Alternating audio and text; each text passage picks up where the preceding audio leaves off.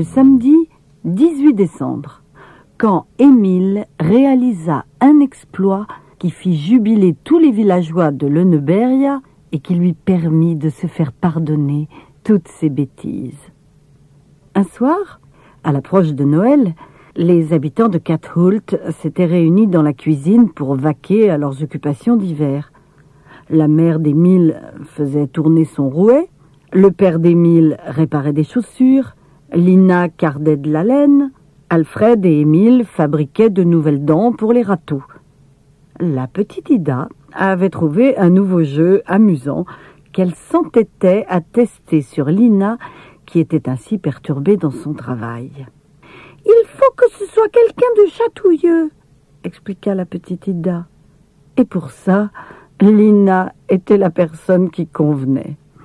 Ida faisait monter lentement ses petits doigts le long de la jupe de Lina, tout en récitant « Cher père et chère mère, donne-moi de la farine et du sel, car je vais piquer mon cochon de Noël.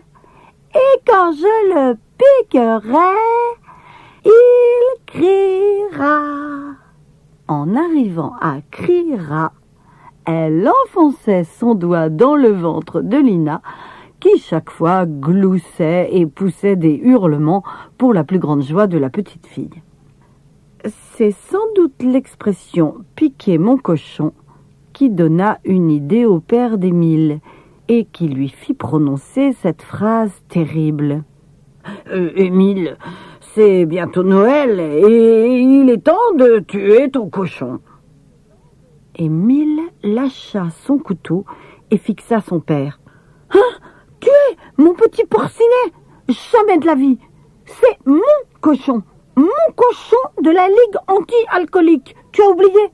Le père d'Émile n'avait rien oublié, mais il lui fit remarquer que dans toute la région de Småland, personne n'avait entendu parler d'un cochon de compagnie, et qu'Émile devait avoir suffisamment de sang paysan dans les veines pour savoir qu'il fallait tuer le cochon quand il était assez gros.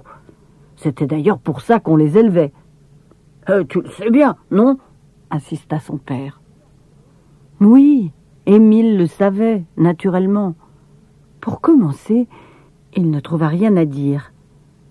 Puis, il crut détenir la solution. « Je suis suffisamment paysan pour savoir qu'il y a des cochons qu'on garde comme verras. Et c'est exactement ce que j'ai décidé pour Porcinet. » Émile savait, ce que tu ignores peut-être, qu'un verra, c'est un cochon qu'on élève pour en faire le papa d'autres cochons.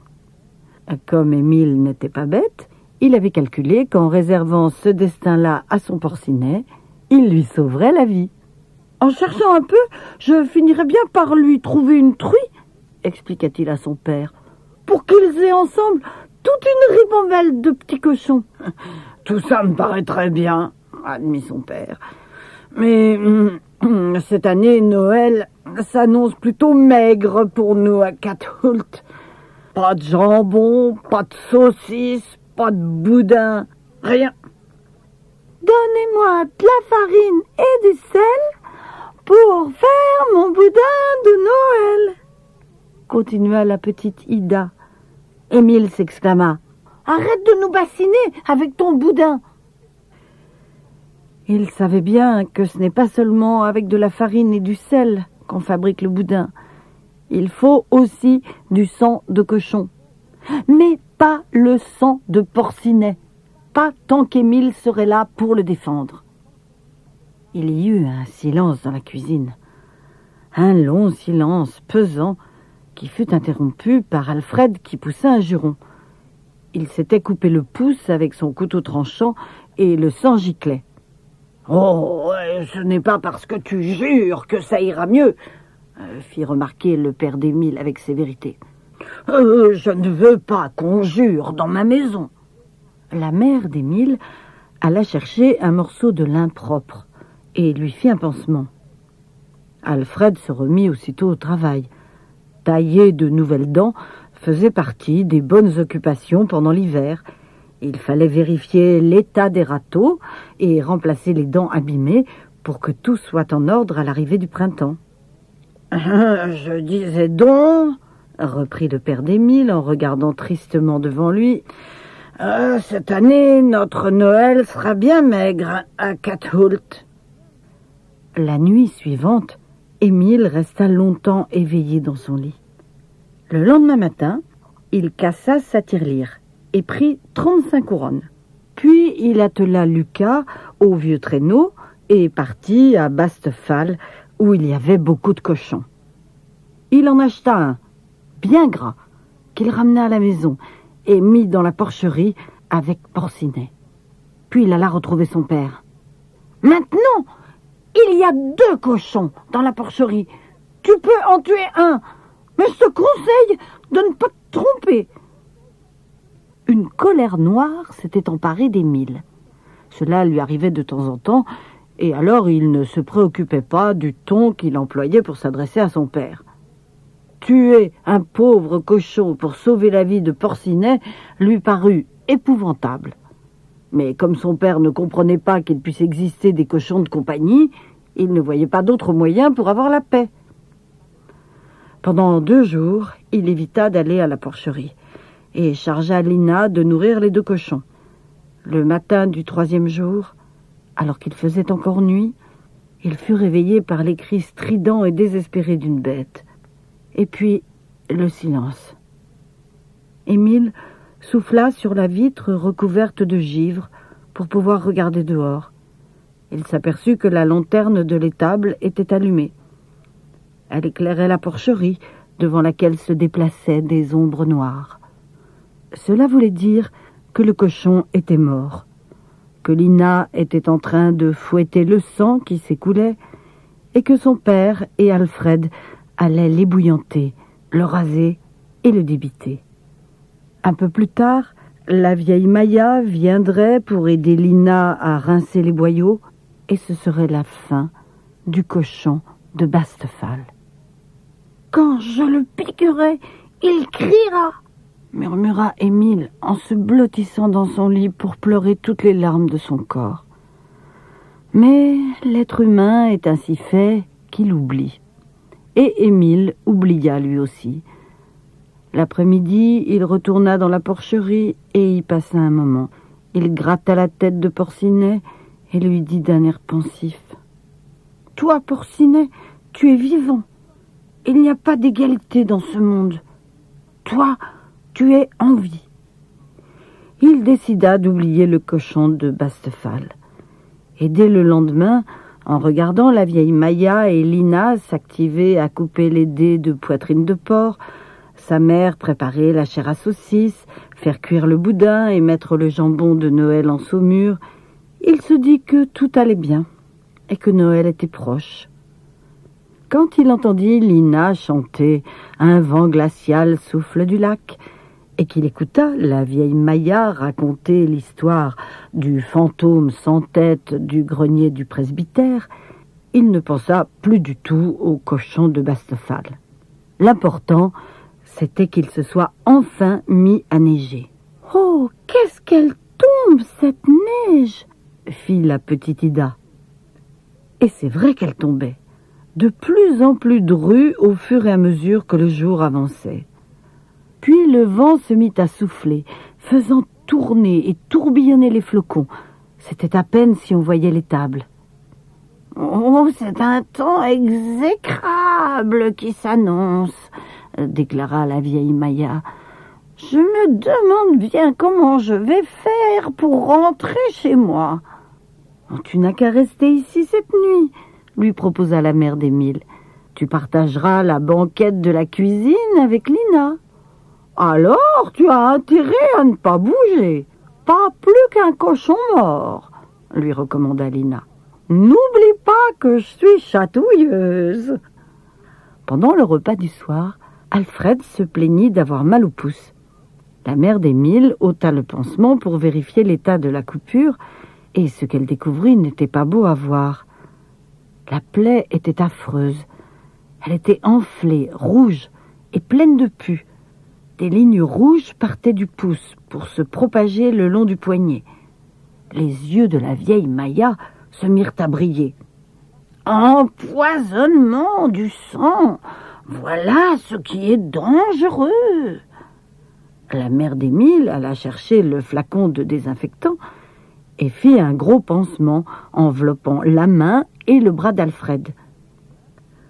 Si demain ça ne va pas mieux, il faudra aller voir le docteur à Mariannelund, dit-elle. Cette nuit-là, il neigea sur toute la région de Småland comme jamais auparavant, et le vent se transforma en tempête. Personne ne se souvenait avoir connu un temps aussi épouvantable.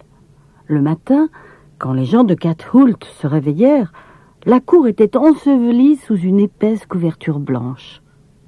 Le mauvais temps persista. On pouvait à peine mettre le nez dehors à cause de la violence de la tempête et de la neige qui tombait sans arrêt. Le vent sifflait en s'engouffrant dans la cheminée. C'était horrible. Jamais on n'avait vu un hiver pareil à Kathult. « Il faudrait qu'Alfred se remue pour déblayer la neige aujourd'hui, » déclara Lina. « Mais vu ce qui tombe, ce serait peine perdue. Autant rien faire. » Ce jour-là, Alfred ne déblaya pas de neige. Au petit déjeuner, sa place resta vide et il ne donna pas signe de vie. Émile s'en inquiéta. Il mit sa casquette, enfila son gros manteau de laine et quitta la maison. Il attrapa la pelle devant la porte de la cuisine et se fraya rapidement un chemin jusqu'à la chambre d'Alfred, qui se trouvait juste à côté de l'atelier de menuiserie. Lina l'observa par la fenêtre de la cuisine et hocha la tête avec satisfaction. « Il a raison, Émile, de déblayer jusqu'à l'atelier de menuiserie. Il y aura bien un moment où il faudra qu'il y aille. » C'était une réflexion stupide. Visiblement, Lina n'avait pas compris qu'Émile était parti voir Alfred. Un froid glacial accueillit Émile quand il pénétra dans la chambre de son ami. Le feu n'était pas allumé et Alfred était couché. Il ne voulait pas se lever, ni manger. Il n'avait pas faim, ce qui n'était pas bon signe. Si Alfred avait perdu l'appétit, c'est qu'il était vraiment malade. Émile mit du bois dans la cheminée et l'alluma avant de courir prévenir sa mère. Elle a couru aussitôt, suivie par son mari, Lina, la vieille Maya et la petite Ida. À présent, ils étaient tous inquiets. Ils trouvèrent Alfred allongé, les yeux fermés et brûlant de fièvre. Il se plaignait pourtant d'avoir froid. Les lignes rouges se ramifiaient jusqu'au creux de l'aisselle. C'était affreux à voir. La vieille Maya hocha la tête d'un air entendu. « Eh bien, quand elles auront atteint le cœur, ces lignes, il mourra. Ce sera la fin pour lui. »« Tais-toi donc, » dit la mère d'Émile. Ça n'était pas si simple de faire taire la vieille Maya. Elle déclara avoir vu au moins une demi-douzaine de personnes de Lönneberga mourir d'empoisonnement du sang. Et elle se mit à citer leurs noms, sans en oublier un seul. « Oh, ce n'est pas pour ça qu'il faut abandonner Alfred, » ajouta-t-elle. Comme remède, elle proposa que l'on prenne une touffe de ses cheveux et un petit bout de sa chemise pour les enterrer ensuite à minuit au nord de la maison en récitant une incantation. Elle en connaissait une qui avait déjà fait ses preuves. « Filles et filles, rendons au diable ce qui vient de lui. Ça doit être ainsi. Filles et filles. » Mais le père d'Émile répliqua que le juron qu'Alfred avait poussé en se coupant devait largement suffire en matière de diablerie. Et s'il fallait creuser au nord de la maison par un temps pareil et en pleine nuit, il conseilla à la vieille Maya de s'en charger elle-même. Celle-ci secoua la tête avec gravité. « Alors, il ne faudra pas vous étonner de la suite. C'est moi qui vous le dis. » Émile se mit en colère. « Lamentation de bonne femme. Alfred va pas tarder à guérir. Vous m'entendez ?» La vieille Maya fit aussitôt marche arrière. « Mais bien sûr, mon petit Émile, bien sûr qu'il va guérir. » Pour donner plus de poids à ses affirmations, elle caressa la tête d'Alfred en répétant bien haut: « Bien sûr que tu vas guérir, Alfred, j'en suis sûre. » Puis elle tourna la tête vers la porte d'entrée et murmura: « Oh, je me demande bien comment ils vont se débrouiller pour faire passer le cercueil par une porte aussi étroite. » Émile éclata en sanglots. Avec angoisse, il tira son père par la veste. « Il faut qu'on conduise Alfred chez le docteur, comme l'a dit maman. » Ses parents échangèrent un regard embarrassé. Ils savaient qu'il n'était pas envisageable de se rendre à Mariannelund par ce temps-là. Eux aussi, ils tenaient à aider Alfred. Mais comment joindre le docteur? C'était infaisable, tout simplement. Et ça n'allait pas être facile à annoncer à Émile dans sa détresse. Le père d'Émile quitta la chambre, tout penaud, sans rien dire. Mais Émile insista. Il suivit son père partout, en pleurant, en le suppliant, en le menaçant. Il devint même franchement insolent. Et contrairement à ce qu'on aurait pu attendre, son père ne lui en voulut pas. Il dit seulement: « Oh, c'est pas possible, Émile. Tu sais que ce n'est pas possible. » Assise dans la cuisine, Lina n'arrêtait pas de pleurer et de renifler. « Moi qui croyais qu'on allait se marier au printemps. Et maintenant c'est fini tout ça, puisqu'Alfred se meurt. Me v'là bien avec mes 4 draps et ma 12 de serviettes. » Émile se rendit compte qu'il n'y avait rien à espérer des autres. Il retourna dans la chambre d'Alfred et y passa toute la journée. Ce fut le jour le plus long qu'Émile ait jamais connu. Alfred restait allongé, immobile, les yeux clos. Les rares fois où il les ouvrait, il répétait: « Et toi, Émile, tu es là ?» Émile regardait la neige tourbillonner, recouvrant le Neubergia et toute la région de Småland. Il la haïssait avec tant d'ardeur qu'elle aurait dû fondre. Mais comme elle continuait à se déverser sans interruption, il se dit que le monde entier semblait destiné à disparaître sous cette épaisseur blanche. Les jours d'hiver sont courts. Pourtant, ils peuvent paraître très longs à celui qui attend, comme Émile. Il commençait à faire plus sombre, et la nuit n'allait pas tarder à s'installer. « Et toi, Émile, tu es là ?» répétait inlassablement Alfred. Cependant, il avait de plus en plus de mal à articuler. La mère d'Émile apporta de la soupe à son fils. Après avoir essayé d'en donner à Alfred, sans succès, elle repartit en soupirant. Tard dans la soirée, Lina arriva pour annoncer que c'était l'heure pour Émile d'aller au lit. Comment pouvait-il imaginer une chose pareille? Il n'avait donc rien compris. « Je vais dormir ici, par terre, à côté d'Alfred, » dit Émile avec détermination. Il dénicha un vieux matelas et une couverture qui servait aux chevaux. C'était bien suffisant. De toute façon, il ne réussit pas à fermer l'œil. Il resta éveillé, à regarder le feu s'éteindre et à écouter le tic-tac du réveil d'Alfred. Il remarqua que la respiration de son ami était rapide. Parfois, il s'assoupissait, mais à chaque gémissement d'Alfred, il se réveillait en sursaut, le cœur serré de chagrin. Au fur et à mesure que la nuit avançait, il fut persuadé qu'il ne tiendrait plus longtemps. Il fallait trouver une solution avant qu'il ne soit trop tard, irrémédiablement trop tard. À 4 heures du matin, sa décision était prise. Il allait conduire Alfred chez le médecin à Mariannelund, à n'importe quel prix, même au péril de sa vie et de celle d'Alfred. « Tu ne vas quand même pas rester là, dans ton lit, à attendre la mort, Alfred. Ah non, pas ça !» Il ne prononça pas ces mots à haute voix. Il ne fit que les penser. Mais avec quelle intensité! Comme il fallait qu'il s'en aille avant que les autres ne se réveillent et les en empêchent, il se mit aussitôt à préparer le départ. Dans 1 heure, Lina se lèverait pour aller traire les vaches, et tout devait être réglé avant. Personne n'a jamais su comment Émile s'y était pris, ni tout le mal qu'il s'était donné pendant cette heure, pour réussir à sortir le traîneau de la remise et le cheval de l'écurie, l'atteler, et puis aider Alfred à quitter son lit et à s'installer dans le traîneau. C'est ce qui avait été le plus difficile.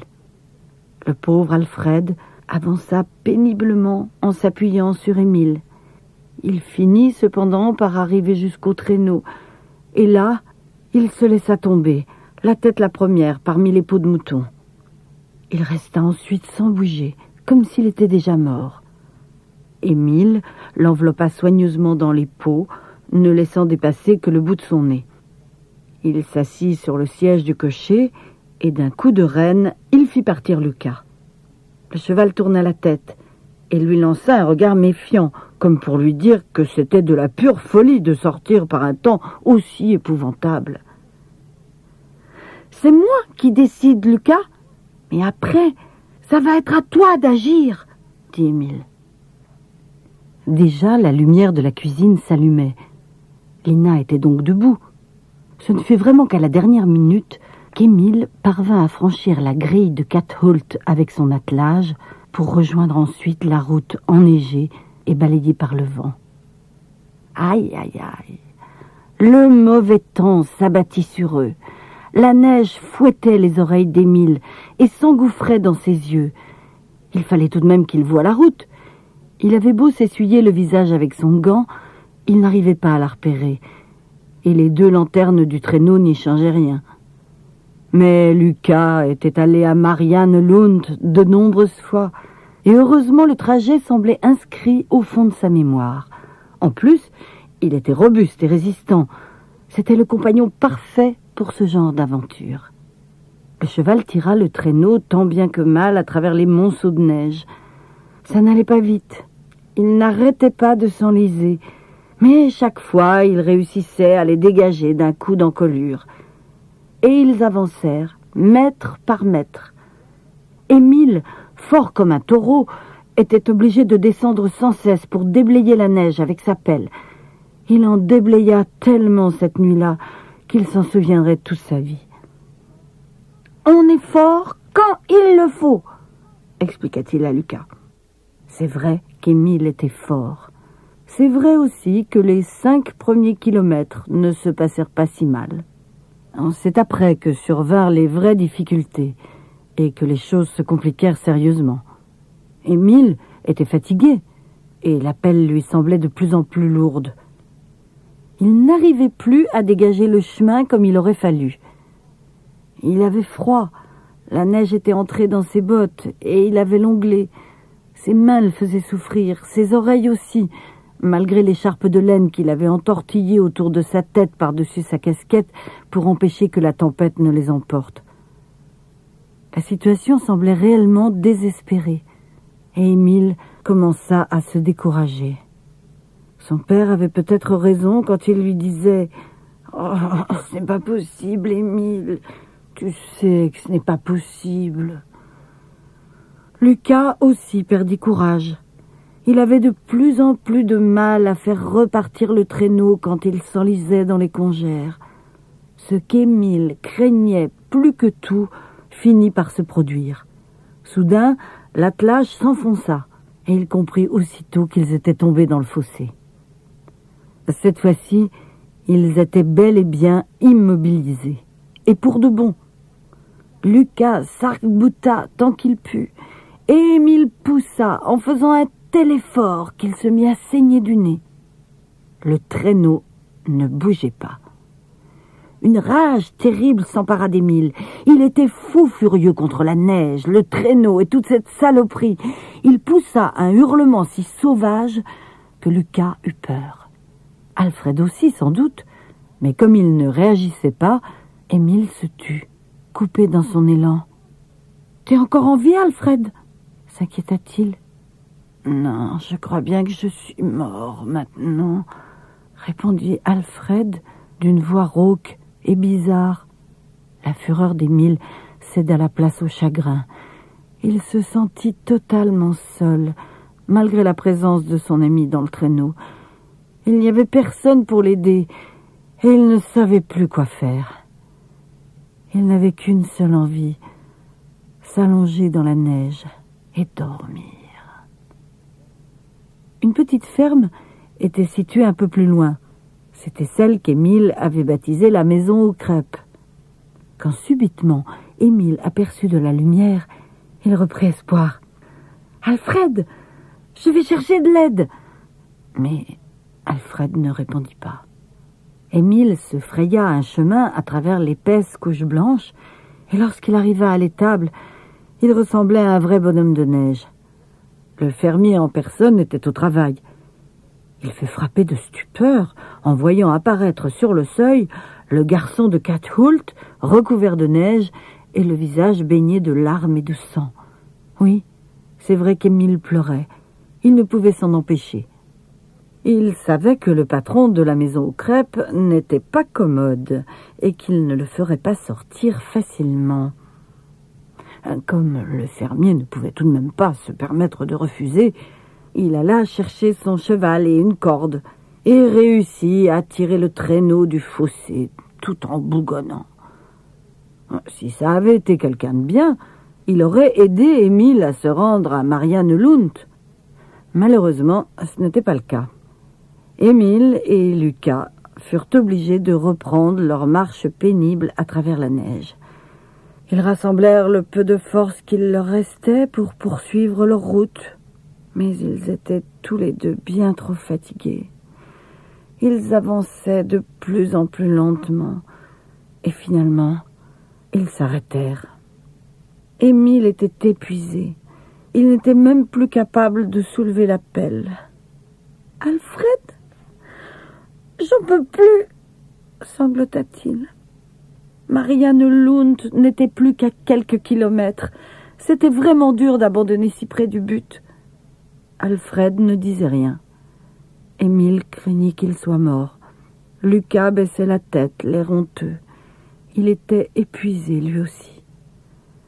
Émile s'assit sur le siège du cocher. Il pleurait en silence, immobile, et les flocons continuaient à tomber. Tout était fini. Quelle tombe, cette neige! Ça lui était bien égal. Il ferma les yeux. Il ne demandait qu'à dormir. Ce serait tellement agréable de rester là et de se laisser recouvrir par la neige. En fait, il n'y avait plus de neige et plus d'hiver. C'était l'été. Ils étaient descendus se baigner au lac de Cahult, lui et Alfred. Et son ami voulait lui apprendre à nager. Avait-il donc oublié ce gros bêta qu'il lui avait déjà appris plusieurs années auparavant? Émile voulut lui montrer comme il se débrouillait bien. Et ensemble, ils nagèrent de plus en plus loin. L'eau était délicieuse, et Émile dit à son ami « Toi et moi, Alfred ?» Il s'attendait à la réponse habituelle. « Mais oui, toi et moi, Émile !» Mais au lieu de ça, il entendit un son de grelots. C'était pas normal. On ne pouvait pas entendre des grelots en plein été quand on se baignait. Émile réussit à émerger de son rêve. Il ouvrit les yeux et vit un chasse-neige. Il le distingua clairement dans la neige tourbillonnante. Incroyable! Un chasse-neige de Mariannelund se dirigeait vers eux. Le conducteur regarda Émile comme s'il avait devant lui un fantôme et non pas un petit garçon de Cahult recouvert de neige. « Est-ce que la route est déblayée jusqu'à Mariannelund ?» demanda Émile, tout excité. « Ah oui, mais dépêche-toi, d'ici 1 heure, elle risque d'être aussi enneigée qu'avant. » Une demi-heure. Émile n'avait pas besoin de plus. Émile entra en courant dans la salle d'attente qui était bondée. Au moment où le docteur passait la tête par la porte de son cabinet pour appeler le malade suivant, Émile fit sursauter tout le monde en criant « Alfred est en train de mourir dans le traîneau !» Aussitôt, le médecin, qui n'était pas idiot, demanda à 2 de ses patients de l'aider à porter Alfred jusqu'à sa table d'examen. Après un coup d'œil, il dit « Allez, rentrez tous chez vous. J'ai autre chose à faire maintenant. » Émile croyait qu'il suffirait d'arriver chez le médecin pour qu'Alfred soit rétabli. En voyant qu'il secouait la tête, comme la vieille Maya, il eut peur. Et s'ils étaient arrivés trop tard? Et s'il n'y avait plus d'espoir pour Alfred? La gorge nouée par les sanglots, il supplia le docteur. « Si vous le guérissez, je vous donnerai mon cheval, mon cochon aussi. Vous pensez que vous pourrez ?» Le médecin regarda longuement Émile. « Je vais faire tout mon possible, mais je ne peux rien promettre. » Alfred paraissait sans vie. Soudain, il ouvrit les yeux, l'air embrouillé, et dit « Et toi, Émile, tu es là ?»« Oui, Émile est là, » dit le docteur. « Et il ferait mieux de sortir un instant, car il va falloir que j'opère. » L'inquiétude se lisait dans les yeux d'Alfred. Il n'avait pas l'habitude des médecins, ni des opérations. Je crois qu'il a un peu peur, expliqua Émile. Il vaut mieux que je reste avec lui. Le docteur acquiesça. Puisque tu as pu le faire venir jusqu'ici, tu peux bien assister à l'intervention. Émile saisit la main d'Alfred, celle qui était en bonne santé, et il la garda solidement entre les siennes, pendant que le docteur s'occupait de l'autre. Alfred ne broncha pas. Il ne poussa pas le moindre cri et ne versa pas la moindre larme. Il n'y avait qu'Émile qui pleurait un peu, en silence, pour que personne ne s'en aperçoive. Ce n'est que 2 jours avant Noël qu'Émile regagna la maison avec Alfred. Tous les villageois étaient alors au courant de son exploit, et ils l'acclamèrent avec enthousiasme. « Oh, moi je l'ai toujours bien aimé, le petit Cathoult, » affirmait-il. « C'est tout de même incroyable que les gens n'arrêtent pas de s'en plaindre. Des bêtises, qui n'en a pas fait à son âge ?» Émile avait rapporté une lettre pour ses parents de la part du docteur. Elle contenait, entre autres, la phrase suivante. « Vous pouvez être fiers de votre fils. » La mère d'Émile nota dans son cahier bleu. « Seigneur, quelle consolation pour mon pauvre cœur de mère, si souvent désespéré à cause d'Émile. Je ne vais pas manquer de le faire savoir autour de moi dans le canton. » Tu dois bien te douter que les gens de Cathoult avaient connu quelques jours d'angoisse après cette matinée épouvantable où ils s'étaient aperçus de la disparition d'Émile et d'Alfred. Le désespoir avait donné des maux de ventre au père d'Émile, qui a été obligé de s'aliter. Il était convaincu qu'il ne reverrait jamais son fils. Le message envoyé de Marianne Lund l'a cependant rassuré un peu, mais il souffrait toujours quand Émile s'est précipité dans sa chambre pour lui dire qu'il était de retour. Ses yeux s'embuèrent quand il vit son fils. Et le cœur d'Émile bondit de joie. Un jour comme celui-là, il aimait bien son père. La mère d'Émile débordait de fierté. « Oh oui, il est vraiment bien notre Émile !» dit-elle en caressant la tête bouclée de son fils. Pour atténuer la douleur, le père d'Émile avait posé sur son ventre un couvercle de marmite. Il était froid à présent et il fallait le réchauffer. « Je vais le faire !» se proposa Émile. « Maintenant, j'ai l'habitude de m'occuper des malades. » Le père d'Émile approuva. « Et toi, dit-il à sa femme, tu n'as qu'à m'apporter un verre de jus de fruits. » C'était agréable de se faire dorloter, et il en profitait. La mère d'Émile mit du temps pour préparer le jus de fruits. À peine avait-elle fini qu'elle entendit un hurlement. Ça venait de la chambre. C'était son mari qui criait. Elle se précipita et fut accueillie par un couvercle qui se dirigeait droit sur elle. Elle l'évita de justesse, mais renversa le verre. Au contact du couvercle, le liquide se mit à frémir. « Garçon de malheur, combien de temps l'as-tu chauffé, ce couvercle ?» demanda-t-elle à Émile. « « Je pensais que c'était comme pour le fer à repasser, » répondit-il, gêné. On apprit après que son père s'était assoupi pendant qu'il était parti chauffer le couvercle sur la cuisinière. À son retour, Émile l'avait trouvé tranquillement endormi et il n'avait pas voulu le réveiller. Doucement, il avait glissé le couvercle sous la couverture pour le poser sur son ventre. Ce n'était vraiment pas de chance qu'il soit aussi chaud. La mère d'Émile essaya de calmer son mari. « Allons, allons, dit-elle, je vais te mettre une bonne pommade. » Maintenant que son fils était de retour, le père d'Émile n'osa pas s'attarder au lit. En plus, il voulait dire bonjour à Alfred. Alfred était installé dans la cuisine. Il était assez pâle et il avait toujours le bras bandé, mais il était bien content d'être là. Lina, ravie, piaillait sans interruption. Avec la vieille Maya, elle astiquait les cuivres, nettoyait les marmites, les poêles et les casseroles, afin que tout soit beau et brillant pour Noël. Lina était incapable de rester en place, et elle tournicotait autour d'Alfred, le chiffon dans une main, le moule à gâteau dans l'autre, rayonnante comme si elle avait trouvé un lingot d'or dans la cuisine. La petite Ida n'arrivait pas, elle non plus, à détacher les yeux d'Alfred. Elle l'observait, l'air sérieux, en se demandant si c'était vraiment le même Alfred qui était de retour. La vieille Maya connut un des grands moments de sa vie.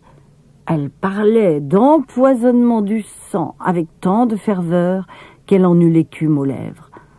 Alfred avait eu beaucoup de chance de s'en tirer d'après elle. « Mais ne prends pas ça à la légère, » lui dit-elle. Parce que l'empoisonnement du sang, c'est grave. On reste malade très longtemps, même une fois guéri. Eh oui, c'est comme ça.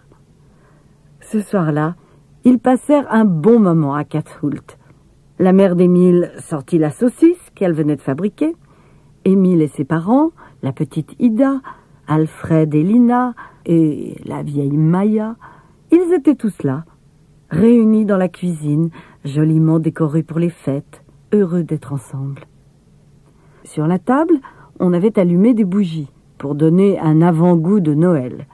La saucisse était délicieuse, bien grillée et accompagnée d'érelles fraîches. Alfred surtout se régalait, même s'il avait quelques difficultés à se débrouiller avec une seule main. Lina lui lançait des regards amoureux, et il lui vint soudain une excellente idée. « Dis, Alfred, puisque ton sang est plus empoisonné, on pourrait peut-être se marier au printemps, hein ?» L'émotion fit sursauter Alfred. Il renversa même les érelles sur son pantalon. « Oh, je promets rien, dit-il. Faut pas oublier que j'ai encore un pouce et qu'il peut attraper un empoisonnement du sang, lui aussi. »« Alors là, Alfred, si ça t'arrive, moi je t'enterre au nord de la maison, » répliqua Émile. « Parce que ce qui est sûr, c'est que jamais plus je te conduirai à Mariannelund. » La vieille Maya fusilla Émile du regard. « Oh, c'est facile de se moquer, » fit-elle vexée. Dans cette ambiance chaleureuse que la lueur des bougies rendait presque solennelle, la mère d'Émile sortit la lettre de son tablier et lut à voix haute ce que le docteur avait écrit sur Émile. C'était bien de le leur rappeler, avait-elle pensé. Ils restèrent tous silencieux un bon moment. Personne ne trouva rien à ajouter à des mots aussi nobles. La petite Ida finit par rompre le silence. « Eh bien, Émile, tout ça, rien que pour toi ?» Émile était intimidé. Il ne savait pas comment réagir. Il n'aimait pas être le centre d'intérêt, et il se tourna vers la fenêtre. Il n'y vit rien de réconfortant. La neige s'était remise à tomber, et le lendemain matin, il faudrait bien que quelqu'un déblaye devant la maison. Il se concentra sur la saucisse dans son assiette. mais finit par risquer un coup d'œil autour de lui pour voir si les autres continuaient à l'observer. Seule sa mère avait encore les yeux rivés sur lui, subjuguée par son fils adoré. Il était tellement mignon, avec ses joues rouges, ses boucles blondes et ses beaux yeux bleus. Un véritable ange de Noël, se dit-elle. Et maintenant, elle pouvait se permettre d'en être fière après ce qu'avait écrit le docteur. « C'est curieux, lança-t-elle, mais parfois quand je regarde Émile, je me dis qu'un jour il sera quelqu'un d'important. » Le père d'Émile était sceptique. « Qu'est-ce que tu entends par là ?»« Oh, je ne sais pas vraiment. Il sera peut-être maire ou quelque chose comme ça. » Lina fut prise de fou rire. « Oh, je me demande bien qui voudrait d'un maire qui arrête pas de faire des bêtises. » La mère d'Émile la regarda sévèrement, mais ne répliqua pas. D'un geste vif, elle fit repasser le plat de saucisses. Émile en reprit. Il se resservit aussi de la confiture d'érelle, distraitement, préoccupé par les paroles de sa mère. Après tout, pourquoi ne serait-il pas maire quand il serait grand? Il fallait bien que quelqu'un fasse ce métier-là.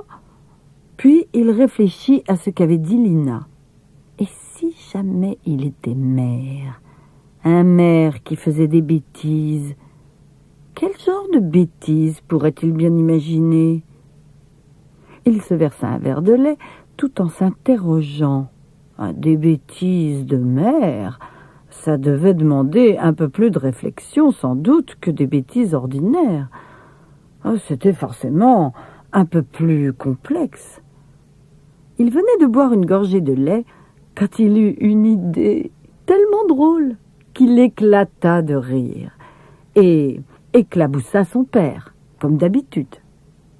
Son père ne se fâcha pas vraiment. Il ne pouvait pas se permettre de gronder celui qui avait réalisé un exploit aussi remarquable et dont le docteur avait dit tant de bien. Il s'essuya seulement en constatant « On voit bien que tu es de retour. »« Tu ne devrais pas dire ça !» lui reprocha sa femme. Le père d'Émile se tut, absorbé par ses pensées concernant l'avenir de son fils. « Je doute fort qu'Émile soit un jour le maire d'un village, » dit-il au bout d'un certain temps. « Mais si Dieu le veut, et s'il lui donne la santé, il finira peut-être par devenir quelqu'un de convenable. » Sa femme acquiesça. « Oui, si Dieu le veut. Et si Émile le veut ?» fit remarquer la petite Ida. Émile esquissa un sourire. « On verra bien. Le crépuscule céda la place à la nuit.